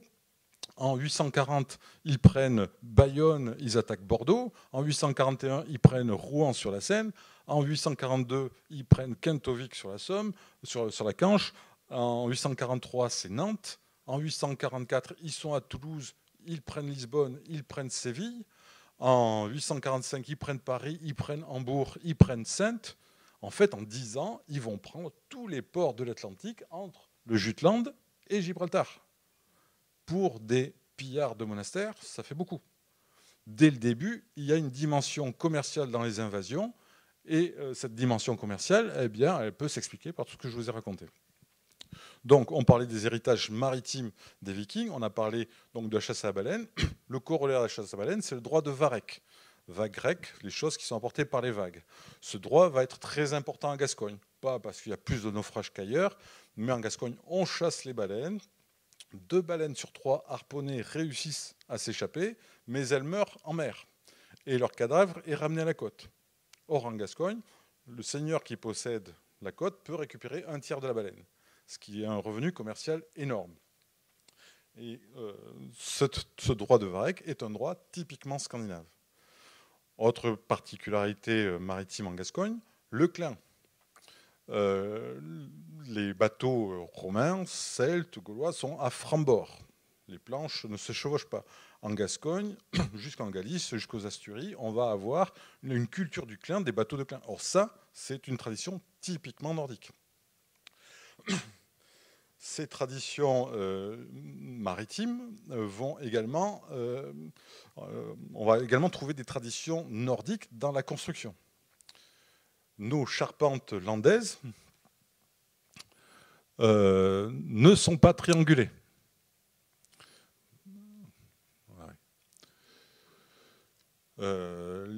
les charpentes landaises, ça c'est une maison de Marquez, ce sont des charpentes, on va dire, primitives, où le poids va être porté par des piquets, et là il y a un piquet. Ça, cette ferme, elle ne porte rien. La triangulation qu'on connaît en Occident, elle vient de Méditerranée. C'est une technique purement méditerranéenne. Or, les charpentes landaises et les maisons scandinaves, et les maisons basques, ont des charpentes de type scandinave, basique, on appelle ça des structures par entassement. C'est une anomalie. L'architecture gasconnaise basque est dite nordique. Ces traditions nordiques, effectivement, il faut se demander d'où est-ce qu'elles viennent. Voici un plan d'une maison landaise. Qu'est-ce qu'on voit? On a une longue pièce centrale avec un foyer et des chambres de part et d'autre. Je vous fais le même avec une maison viking. Vous avez une longue pièce centrale avec un foyer et pas de chambre, mais des banquettes. Mais c'est la même structure qu'une maison scandinave de base. Et alors là, on va couper là parce que je vais m'adresser aux Basques. Les Basques avaient un mot pour désigner une maison basque, c'est une etxea. Mais avant, ils avaient un autre mot qui était l'escalza. L'escalza. Et alors, j'avais lu ça dans un dictionnaire basque, et quand j'étais au Pays Basque, je demande escalza, escalza, ça vous dit quelque chose? Et l'année dernière, j'étais à un anniversaire au Pays Basque, du côté d'Arkang, et dans l'assistance, il y avait un agriculteur qui était également enseignant dans un lycée agricole. Et alors, il était basque, et je lui dis, escalza, ça te dit quelque chose? Bien sûr, ça me dit quelque chose. Il dit, c'est quoi escalza? Dans la maison basque, tu as la partie habitable devant, tu as les tables derrière, et entre les deux, tu as une pièce en terre battue, c'est l'escalza. C'est le cœur de la maison. Pourquoi est-ce que je demandais ça? Parce que le radical d'escalza, c'est escal. Or, le nom viking d'une maison, c'est scali. La scali va devenir l'escale. Et là où ça devient encore plus intéressant, c'est escaleria. Et escaleria, alors je demandais à Bayonne, ça veut dire quoi escaleria? Ah, c'est la terre basque, c'est la terre basque. Ouais, d'accord. Et à un moment, je demande à un jeune, et puis il me dit, escaleria, c'est la terre maison. Ah bon? La terre maison, le homeland anglais, le heimat, la terre maison. Et en fait, euskal, c'est l'escalza, c'est la maison. C'est pas la terre basque, c'est la terre natale. Il se trouve que euskal pourrait être un mot d'origine scandinave. Les Vikings étaient des juristes. Ils vont laisser des traditions. Donc on a déjà parlé du droit de Varech, mais il va y en avoir d'autres. En Gascogne, on va par exemple avoir des assemblées d'hommes libres qui votent des lois. Pour siéger dans l'Assemblée basque, il faut être chef d'une etxea. Seuls les hommes chefs d'une etxea ont le droit de siéger. Dans le monde scandinave, c'était la même chose. Ces assemblées votaient l'impôt, elles rendaient la justice, etc., comme chez les Vikings. On va également avoir d'autres traditions. Pierre de Marca va nous parler du droit judiciaire gascon, de l'ancien droit judiciaire gascon. Il va nous parler du bannissement. Or, le bannissement est la sanction ultime dans le monde scandinave. Il n'y a pas de peine de mort, sauf dans le duel. Mais bon, il n'y a pas d'exécution a priori. Donc c'est le bannissement. Ça, c'est typiquement gascon. Pierre de Marca va parler du vergilt. Le vergelt, c'est le prix du sang. Vous assassinez quelqu'un ou vous le tuez par accident, pour interrompre la vendetta, on donne une somme d'argent à la famille pour enterrer la querelle. Ça, c'est typiquement scandinave. Il y a une autre tradition qui est intéressante, c'est le cri du bior. En Gascogne, quand un méfait était commis, on criait bior et tous ceux qui étaient aux alentours devaient venir au secours de la personne qui appelait à l'aide. Il s'agit du pendant du haro qui existait en Normandie. Or, le haro de Normandie est un appel à la justice de Rollon, fondateur de la Normandie. Si on procède par similarité, le cri du Bior ferait appel au fondateur de la Gascogne scandinave, en admettant qu'il y ait eu une Gascogne scandinave, dans l'hypothèse. Mais le cri du Bior, à ce moment-là, serait un appel à la justice de celui qui a fondé la Gascogne scandinave, le fils de Ragnar, qui s'appelait Bjorn, qui va donner son nom à Bayonne, aussi à Biarritz, au pays de Born, au pays de Béarn. Pourquoi le pays de Béarn? Parce que le col Pourtalais et le col du Somport sont des routes vers la Méditerranée, et que d'autre côté, il y a Pampelune avec qui Bjorn voulait être en bon terme. Enfin bon, il y a plein de raisons qui font que. Donc là, il y a les traditions. Une autre tradition, c'est celle qui a produit en droit successoral les cadets de Gascogne. Les cadets de Gascogne, c'est une particularité locale. Il y avait un qui héritait, et puis les autres, il fallait qu'ils aillent faire les mousquetaires à Paris. Ça, c'est une tradition purement germanique. En droit romain, on partage à égalité l'héritage, et puis voilà. Donc, ils ont laissé des traditions maritimes, des traditions artisanales, le travail du feutre. Alors, le béret basque et tout ça, le travail de feutre, c'est une technologie scandinave. Le pays du feutre, c'est la Normandie. Chez les Vikings, le feutre, c'était tellement commun que c'était un instrument de paiement. On achetait les chevaux en rouleaux de vadmal. Et donc, cette tradition du feutre, c'est encore une tradition scandinave. On peut la rattacher, on peut toujours discuter, mais bon, je vous fais l'inventaire de tout ce qui pourrait basculer dans le monde scandinave. Et donc, les artisans ont laissé des traces tangibles, les juristes ont laissé des traces tangibles, et les marins ont laissé des traces tangibles pour qui veulent bien les voir. Ils sont également restés. Nos amis scandinaves, on dit qu'ils ne sont pas tous partis. On a vu qu'à Cabreton et à Biarritz, ils étaient chasseurs de baleines, qu'ils étaient des criblants aux yeux bleus. Ce sont les fameux gaets de la Punte, qu'on nomme aussi cagots. Je pourrais faire une conférence entière sur la question, mais grosso modo, je vais vous dire comment moi je vois la chose. Il y a plusieurs chercheurs qui ont dit que ce sont des descendants de Visigoths. Des Visigoths, donc d'origine germanique, c'est pour ça qu'on les appelait les cagots ou les gaets. Bon. Mais François de Belforest, en 1579, il dit non, c'est pas possible que ce soit des descendants de Visigoths. Les Visigoths ont fourni les plus grandes familles de Gascogne et d'Espagne. C'était des gens qu'on admirait, qu'on respectait. Il n'y a aucune chance que ces exclus soient d'origine visigothe. Et donc, il y a un doute. Mais il y a un texte de Martin de Viscaï, de 1621, qui lève le doute. Et Martin de Viscaï, il dit quoi? Il dit, en 412, les Visigoths sont arrivés en Aquitaine. Et ils se sont comportés, ils ont massacré, ils ont maltraité la population, tant et si bien que la population s'est réunie et a fini par les vaincre et les chasser et les envoyer dans des coins reculés. Or, les Visigoths sont arrivés de manière pacifique en Gascogne. Les Romains leur ont donné cette province pour les remercier de leur aide, et les Visigoths ont occupé pacifiquement la Gascogne. Ils n'ont pas eu besoin de l'envahir, ils n'ont pas eu besoin de martyriser la population. Par ailleurs, ils étaient chrétiens, romanisés, ils étaient cultivés, et lorsqu'ils seront vaincus en 507 par les Francs, ce sont des barbares d'origine germanique qui écrasent un peuple romanisé. Or, la tradition dit, de Martin de Viscaï, dit c'est le peuple qui s'est rassemblé et qui les a chassés. Là, non. Les Visigoths, ils ont été vaincus par un roi étranger. Donc, ce que décrit Martin de Viscaï, ce n'est pas du tout les Visigoths. La seule mention qui fait croire qu'il parle des Visigoths, c'est 412. Mais tout le reste, ce qu'il décrit, c'est la présence de Visigoths de deuxième génération, c'est-à-dire les Vikings qui étaient également nommés Visigoths, qui eux, effectivement, ont envahi le pays, qui eux, effectivement, ont dû être beaucoup moins tendres que les Visigoths, et qui ont fini par être chassés par la reine de Navarre, le roi de Gascogne, enfin le comte de Gascogne, et toute la population réunie. Dernier point, on remarquera que les Visigoths apparaissent en Gascogne et en Navarre, c'est-à-dire dans les royaumes des vainqueurs de la bataille de Thalès.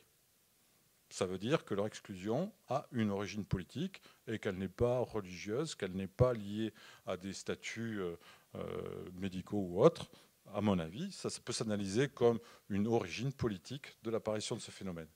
Les cagots, d'ailleurs, n'avaient pas le droit d'avoir d'armes, de chevaux, de chiens, qui sont autant d'attributs d'un pouvoir militaire passé qu'on voulait empêcher de voir ressurgir.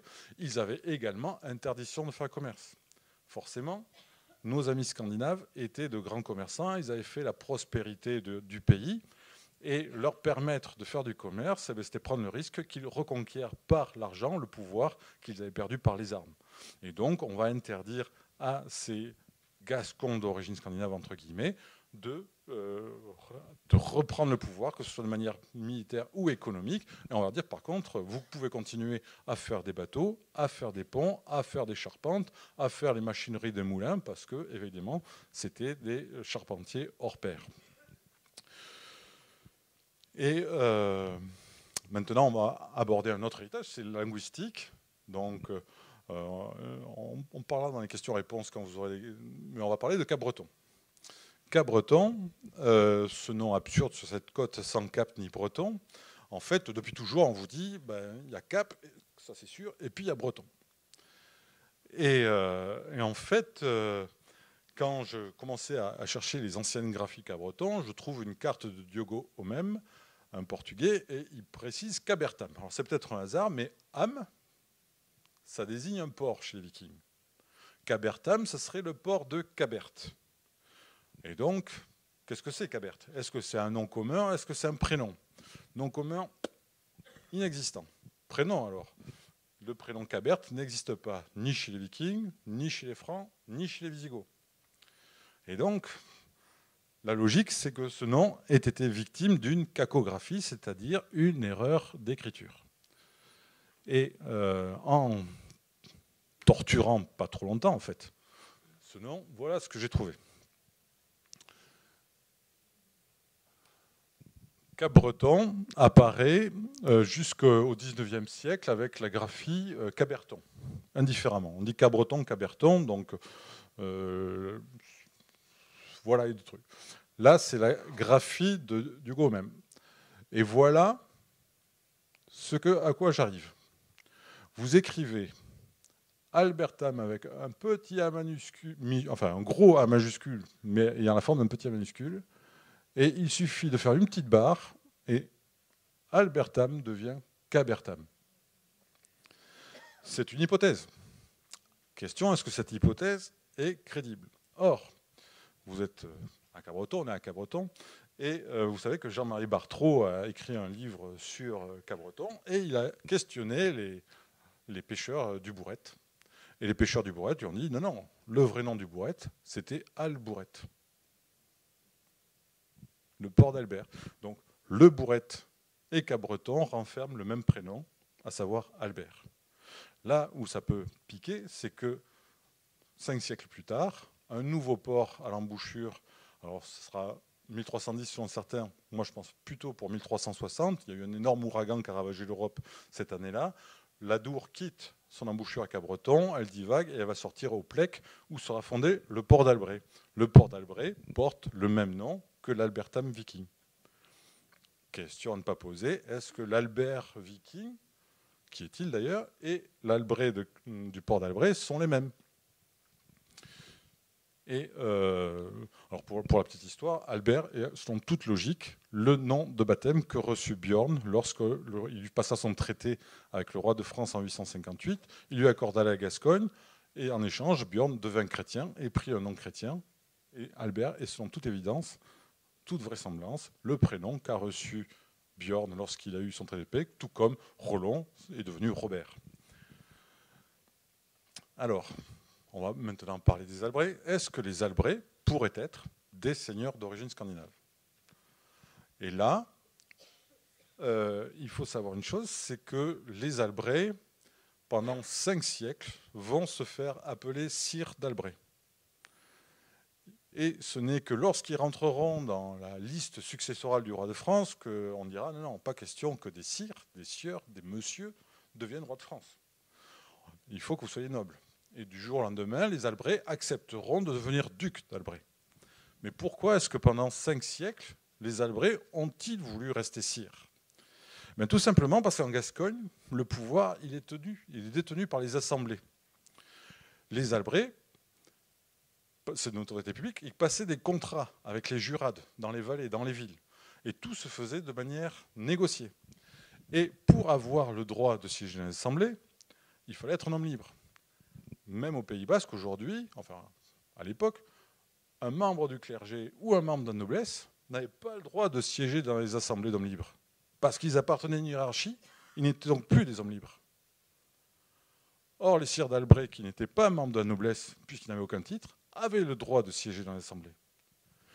Et s'ils ont été si attachés à leur titre de sire, c'était pour cette raison-là, parce que le pouvoir politique était dans les assemblées. Et ils ne sont pas les seuls en Gascogne. Le sire de l'Espar, le sire de Coppens, en fait, tous les sires de Gascogne qui vont devenir très puissants, mais qui vont rester farouchement attachés à leur titre de sire, de monsieur, ben, c'est uniquement pour la raison que c'est le seul qui leur permette de siéger dans l'Assemblée d'hommes libres. Ça, c'est une chose. Donc ça, c'est un premier point. Les Albrais se font appeler sires d'Albret. Une autre particularité qui va caractériser les Albrais, c'est qu'à un moment, les Albrais possèdent des terres dans la région de Bazas. C'est les meilleures terres d'Aquitaine, les meilleures terres de France qui produisent les plus beaux bœufs. Et à un moment donné, les Albrais vont échanger leurs terres du Bazadais contre un morceau de côte, entre Cabreton et Mimizan.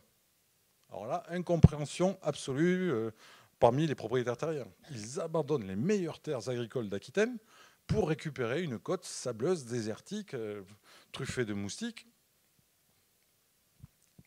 On ne comprend pas. Mais très vite, on comprend.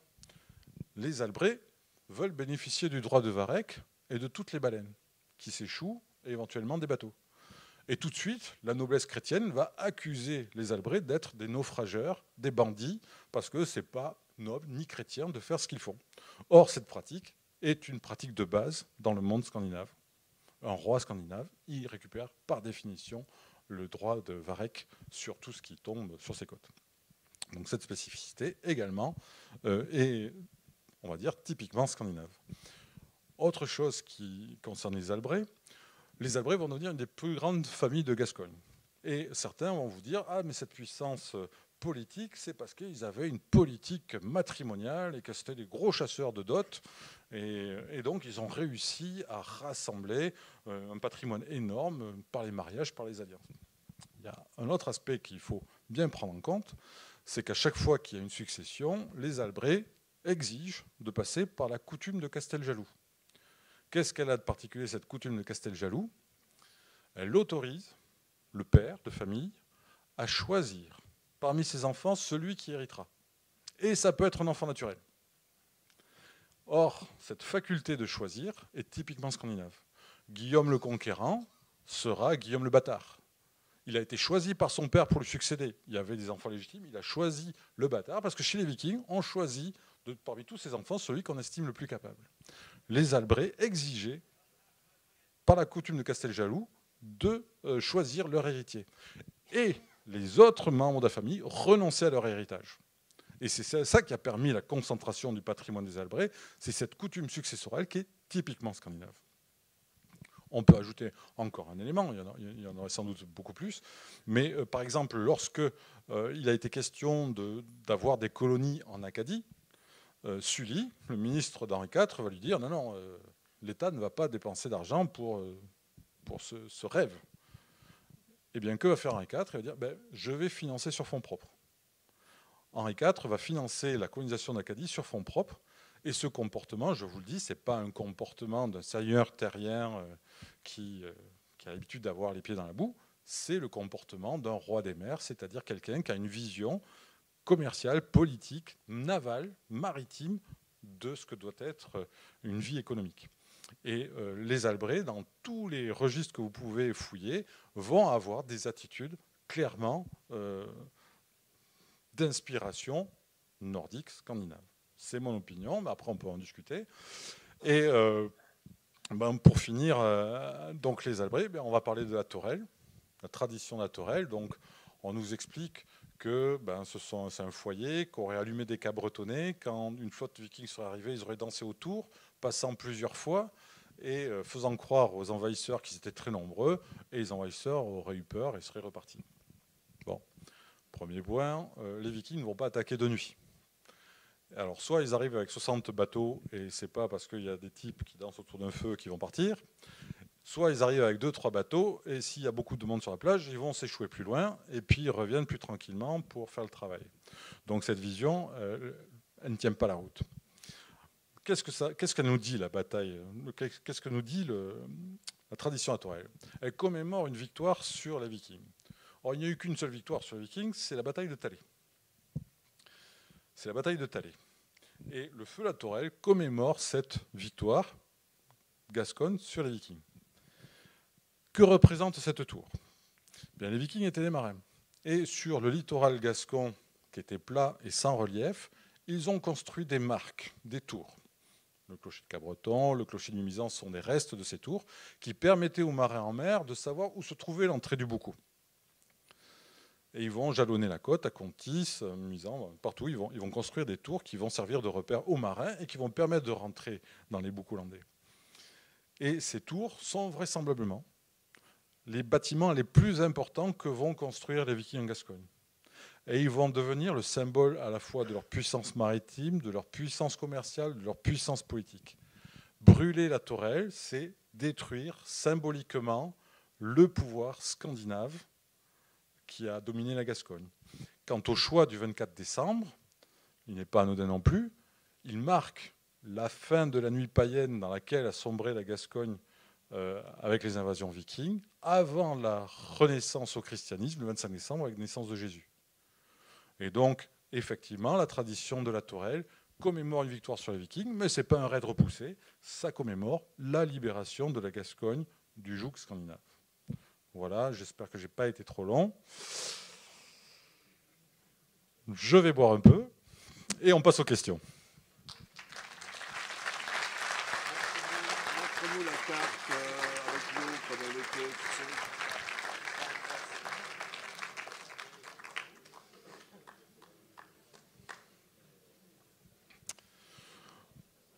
Donc, si vous avez des questions, eh bien, j'ai pas pu parler de tout. Il y a eu beaucoup de choses. Bon, alors, effectivement. Alors, ce qu'il faut savoir, c'est qu'au moment des invasions vikings, donc l'embouchure de la Dour était à Cabreton et qu'elle faisait une demi-lieue de largeur. Elle faisait à peu près 2 km de long et elle devait faire 30 à 40 barasses de profondeur. Ce qui fait que c'était un fleuve très facile d'accès qui, pendant très longtemps, a été considéré comme le meilleur port du Royaume de France. Et il y a une question qui touche beaucoup à Cabreton et qui pose question, c'est la position du port de la Pointe. Et la position de la Pointe. En fait, on connaît tous, il y a une pointe au sud de Cabreton aujourd'hui, mais ce n'est pas de cela dont il s'agit. On parlait dans les textes des cabanes de la Pointe et du port de la Pointe. Et il est très facile de faire la confusion entre les deux. En réalité, les cabanes de la Pointe se trouvaient ici. Ici. Les cabanes de la Pointe se trouvaient ici. Mais ici, ce n'était pas Cabreton. Ici, c'était Bayonne. Toute la côte appartenait à Bayonne. Le port de la Pointe, il était à la jonction que formait le Bourret avec la Dour. C'est là où il y a la chapelle templière. C'est là où il y avait les chasseurs de baleines. C'est là où il y avait les galets de la Punte. Quand on lit Alerte à Cabreton, je crois que c'est Gabarat, en 1587, il dit que les galets de la Punte accourent au secours des Cabretonnais. Ça veut dire qu'ils étaient sur la même rive que les Cabretonnais. Ils ne traversent pas à la nage. Et donc, il y a eu 2 pointes. Cette pointe, c'était une pointe bayonnaise, et celle-là était la pointe de Cabreton. C'est logique. Le port antique se trouvait déjà dans le Bourret, pour une raison toute simple, c'est qu'avec une embouchure de 2 km, il y avait un mascaret qui remontait la Dour très loin, qui chahutait tous les bateaux, et la meilleure façon de protéger les bateaux qui étaient à l'ancre, c'était de les mettre sur le premier affluent, le plus proche de l'embouchure. C'était vrai sur tous les fleuves de France et du monde, entre guillemets. Et donc le Bourret était l'endroit naturel du port, à la fois du temps des Romains, puis du temps des Vikings, et puis voilà. Et par contre, la Torelle était là. Ça signifie que l'embouchure devait se trouver par là. L'embouchure de 2 km devait se trouver par là. Et que les bateaux devaient... alors, je ne sais pas... Oui, ça devait plus ou moins ressembler à ça. Là, après, le reste, c'est une hypothèse. En prenant la carte de Cassini, je remplis tous les trucs. Ce qu'il faut savoir, c'est que la côte aquitaine, à l'époque, était beaucoup plus déchiquetée qu'elle ne l'est aujourd'hui. Aujourd'hui, vous avez une côte rectiligne. Il faut savoir que ce changement n'est intervenu qu'au XVIe siècle. Michel de Montaigne dit que son frère, qui avait hérité de terres sur le littoral, en l'espace de 30 ans, tout a été emporté par la mer. L'explication, c'est qu'à la fin du petit âge glaciaire, il y a eu un changement des courants marins qui ont raboté la côte gasconne. Mais que s'il y a changement climatique, comme il risque d'y avoir, eh bien, la première conséquence va être la disparition de ce courant nord-sud côtier et peut-être éventuellement la réapparition des vieilles baies telles qu'elles existaient. Tous nos villages landais qui sont 5 à 7 ou 10 km à l'intérieur des terres, à l'origine, ils étaient au fond de baies qui étaient ouvertes sur l'océan. Les baleines venaient se baigner dans ces baies et il y avait des ossuaires de baleines autour de ces villages et de ces églises situées au fond de ces baies. Toutes ces baies ont été refermées au XVIe siècle. Et donc, il y avait de vastes bassins. L'Espar, en plein cœur du Médoc, était un port qui avait un accès sur la mer. Et ces vastes bassins, les Vikings sont installés autour. Et on peut parler de toponymie. Donc, Albertam, voilà. Mais Osgore, bon, on va vous dire Fosgore, la fosse grande, etc. Le H est une adjonction tardive pour correspondre à cette hypothèse. Les plus vieilles graphies, c'est Osgore sans H. Or, un des principaux chefs vikings, celui qui va prendre Rouen en 841, qui va prendre Saintes en 845 et Bordeaux en 848, il s'appelait Asger. Là où cette hypothèse prend de la force, c'est que le village voisin de Osgore, c'est en Grèce. Or, en Grèce est le cousin du Angreville de Normandie. Et le Angreville de Normandie, c'était un Asger-villa. C'est-à-dire que Osgore et Angresse font référence au même prénom scandinave. On peut y croire ou ne pas y croire, moi je ne fais que constater. Saubion, alors là j'ai changé, en fait j'ai découvert un prénom, c'est Soybjorn. S-O-Y et Bjorn derrière. C'est un prénom scandinave. Ça devait être Sobionès, un truc comme ça, avec un S à la fin qui est tombé. Idem pour Tos. Tos, le prénom c'est Tossi. Autrefois ça devait s'écrire avec un S ou un Is ou un truc comme ça. Le S final est tombé, c'est devenu Tos tout court. Bénès, c'est Bjorn. Saint-Vincent-de-Tyros, je ne mettrai pas ma main au feu, mais bon, tous les villages autour de l'embouchure font référence à des chefs vikings, et pas n'importe lesquels, puisque Bjorn, il ira assaillir Constantinople, il prendra Pise, il prendra Séville, il ira mettre la raclée au roi de France, il ira défier l'émir de Cordoue, il ira défier le basileus de Constantinople. C'était le plus grand chef des invasions vikings en Occident. Et il va choisir de s'installer en Gascogne, parce qu'effectivement, la Gascogne et Cabreton, son port d'embouchure, vont être au cœur du projet viking, qui va être d'accéder à la Méditerranée et de profiter du commerce méditerranéen pour prospérer. Alors, on parlait de la traite des esclaves. Évidemment, tant que la traite va passer par la Gascogne, les invasions ont duré. Le jour où ils sont vaincus à Thalès, les routes vers l'Espagne sont définitivement coupées. Et ça ne sert plus à rien de faire des esclaves, des captifs en Irlande, en Angleterre ou ailleurs, parce qu'on n'a plus de débouchés. Et autour de l'an 1000, le marché aux esclaves de Rouen va fermer, parce que tout simplement, on n'a plus de débouchés en Gascogne ni ailleurs. Et en fait, en Espagne, qu'est-ce qu'ils regardent, qu'est-ce qu'ils voient? Eh bien, jusqu'en 980, les esclaves qui arrivaient, c'était des sakalibas, c'est-à-dire des esclaves d'origine européenne. Et à partir de 1980, ce sont des mamelouks, c'est-à-dire que ce sont des esclaves d'origine africaine qui arrivent en Espagne. La raison la plus logique, c'est que la bataille de Thalès a coupé la route de la traite vers l'Espagne. Du coup, tous les raids, toutes les attaques visant à faire des captifs dans toute l'Europe n'ont plus lieu d'être puisqu'on a perdu le débouché. Et du coup, les invasions vont s'arrêter. C'est ce qui me fait dire qu'il y a eu 3 grandes batailles dans l'histoire des invasions. Il y a eu la prise de Nantes en 843, il y a eu la bataille de Thalès et la bataille de Hastings qui a marqué l'invasion d'Angleterre. L'histoire des barbaresques, alors, parce qu'il y a eu des esclaves chrétiens qui sont partis quand même chez les Arabes. Ah oui, oui.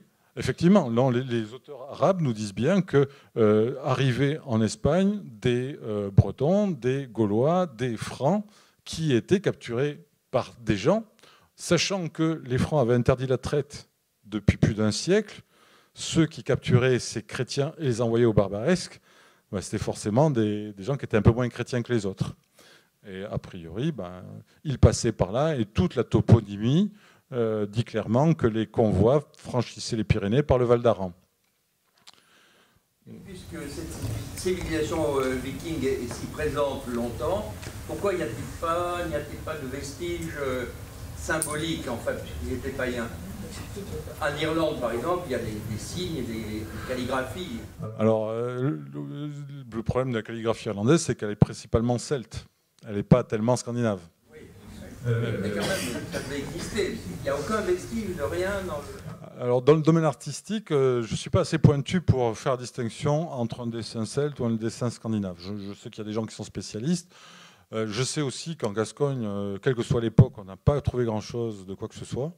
Peut-être aussi parce qu'on n'a pas cherché au bon endroit. Mais, comme je vous le dis, c'était des artisans, donc il est probable qu'ils ont fait beaucoup d'objets, mais c'est dans le domaine juridique, dans le domaine artisanal, dans le domaine politique qu'on va trouver les traces les plus tangibles de leur passage, en tout cas. Et dans la marine, évidemment. Leclerc, alors Eric Ritt dit c'est sûrement les Anglais, pendant l'époque de l'Aquitaine anglaise, qui a importé cette technologie scandinave en Aquitaine. Alors on va remettre les choses au clair. Ce que peu de gens savent, c'est que lorsque Guillaume le Conquérant va envahir l'Angleterre, en 1066, il va faire construire l'abbaye de Westminster, la cathédrale de Canterbury, la tour de Londres, avec des pierres de Caen. L'idée, c'est de montrer aux Anglais que le pouvoir, il vient de Normandie et qu'ils sont dans la dépendance de la Normandie. C'est une mesure symbolique. Et il va y avoir un corollaire à cette mesure symbolique. Guillaume le Conquérant va exiger que l'Angleterre ne soit ravitaillée que par des bateaux construits en Normandie. Il va interdire aux Anglais de construire leurs propres bateaux. Il va faire ce qu'ont fait les Romains, c'est-à-dire prendre le monopole du transport maritime avec l'Angleterre, mais il va réserver ça à la Normandie. Or, lorsque Aliénor d'Aquitaine se marie avec Henri II Plantagenet et que celui-ci devient roi d'Angleterre en 1154, Henri II Plantagenet a deux flottes, celle de sa femme en Aquitaine et celle de Normandie, qui est encore rattachée à l'Angleterre. Mais en 1204, Philippe Auguste prend la Normandie et l'Angleterre perd sa flotte. Résultat, il ne reste plus que la flotte aquitaine à Henri II Plantagenet. Et lors de la bataille de la guerre de 100 ans, la première bataille, la bataille de l'Écluse en 1340, ça va être une boucherie qui va avoir 30 000 morts. C'est la première défaite navale française d'envergure face aux Anglais. Et il y en a eu d'autres.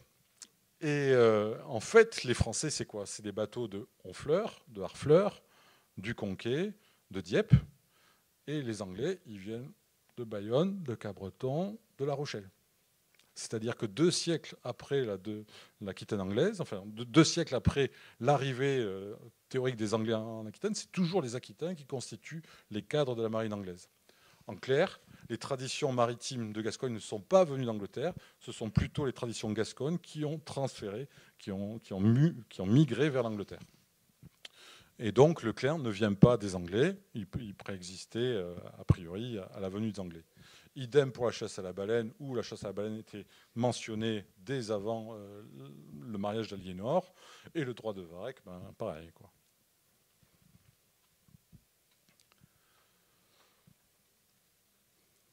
Oui.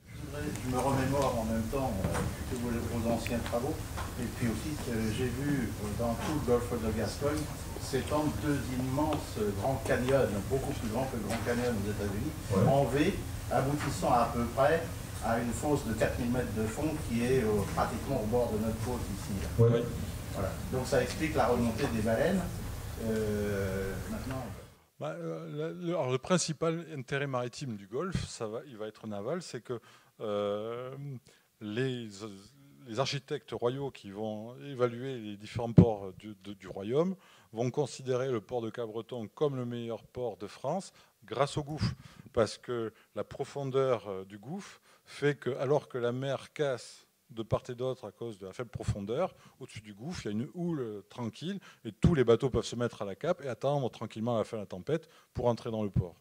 Et effectivement, le gouffre a joué un rôle important dans la vie de Cabreton, mais effectivement, je pense que je ne sais pas si les Vikings ont eu besoin de ça, mais bon, ils ont dû se rendre compte, ils étaient observateurs.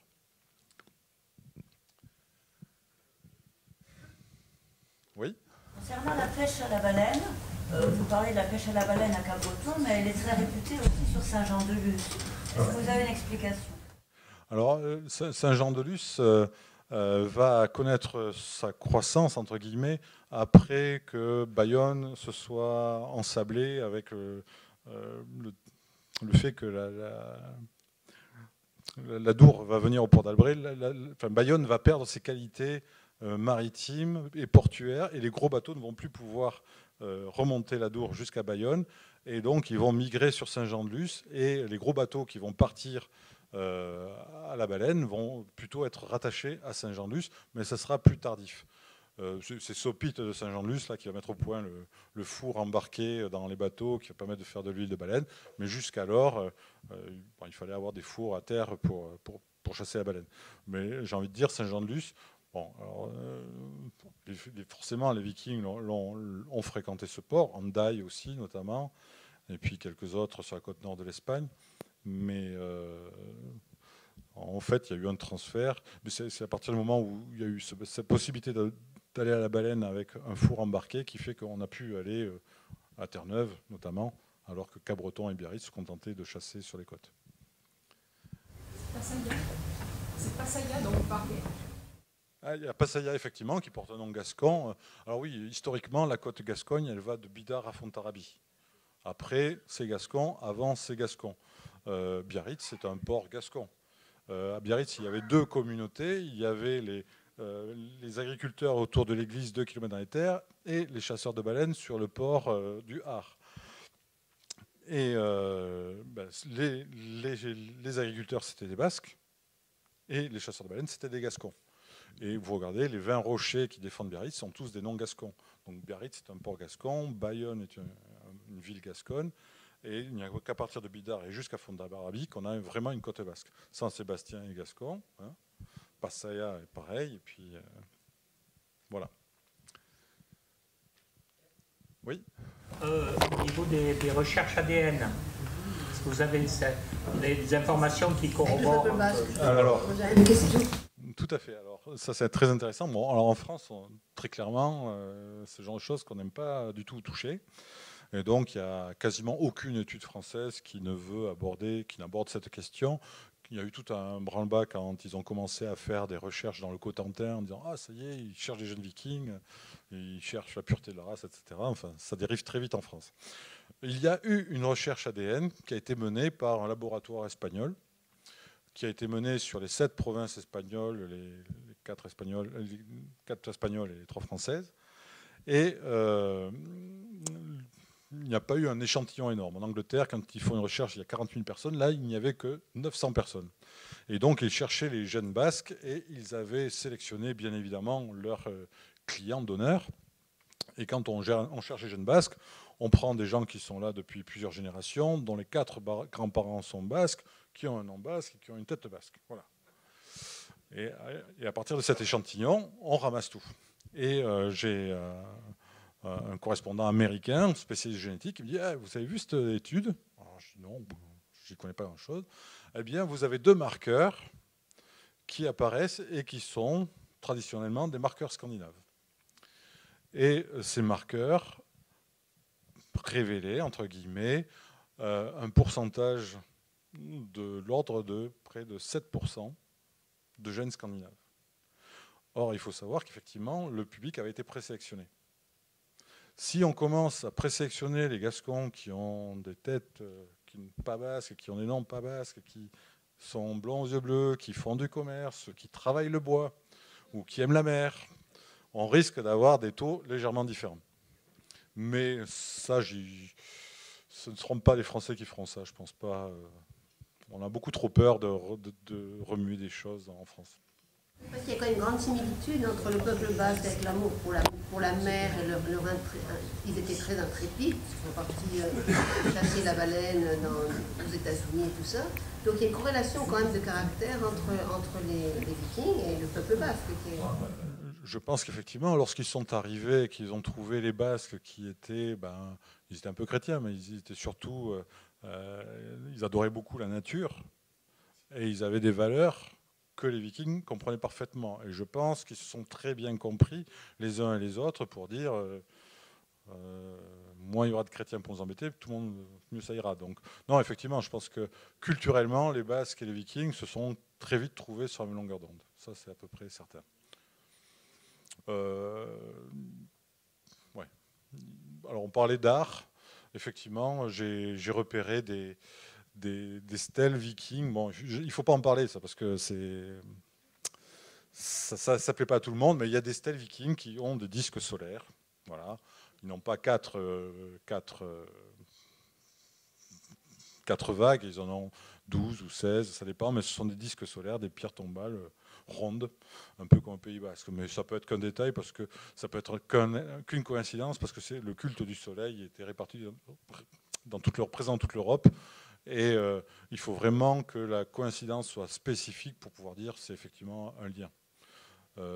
Dans tout ce que je vous dis, il y a beaucoup qui vont vous dire c'est pas possible ce que vous dites, c'est faux, vous démontrez rien. C'est très difficile de démontrer quoi que ce soit en histoire. Quand on remonte dans le passé, on ne peut pas connaître la vérité. Il y a une réalité, on connaît une infime partie de cette réalité, et après il y a plein d'interprétations possibles. Et parmi les interprétations, il y en a qui sont plus probables ou plus crédibles que d'autres. Et donc, il faut avoir beaucoup de modestie quand on parle du passé et quand on aborde toutes ces questions. Et plutôt que de fouiller, d'aller chercher une preuve irréfutable, parce que j'en connais pas, je préfère travailler par balayage très élargi dans tous les domaines. Et c'est la masse des coïncidences qui fait que l'hypothèse que j'évoque a peut-être plus de crédibilité que d'autres hypothèses qui disent, par exemple, que les Vikings ne sont jamais venus en Gascogne, que la Dour n'était pas navigable et que le courant des passes du bassin à Cachon était trop dangereuse pour les Vikings. Ça, franchement... Donc... Le culte du soleil dont vous parliez, mais rapidement, ça me rappelle, ça me remémore l'affaire de l'empereur romain d'Occident qui était Julien, je crois que c'était en 360, un truc comme ça, et qui a dit qu'il avait vu le soleil en lui dans un temple, etc. Et alors il a été baptisé depuis l'apostat à cause de ça. Alors je sais pas, je fais le rapprochement comme ça.